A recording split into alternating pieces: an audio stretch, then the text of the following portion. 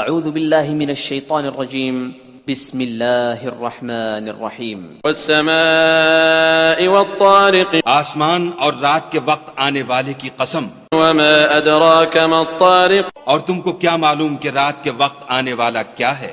النجم الثاقب وہ تارا ہے چمکنے والا، إن كل نفس لما عليها حافظ کہ کوئی متنفس نہیں جس پر نگہبان مقرر نہیں۔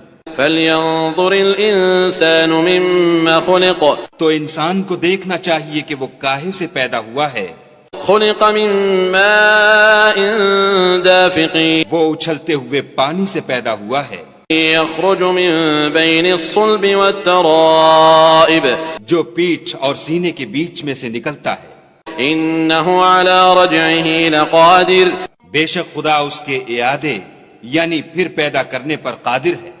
يوم تبلى السرائر جس دن دلوں کے بھید جانچے جائیں گے، فما له من قوة ولا ناصر تو انسان کی کچھ پیش نہ چل سکے گی اور نہ کوئی اس کا مددگار ہوگا۔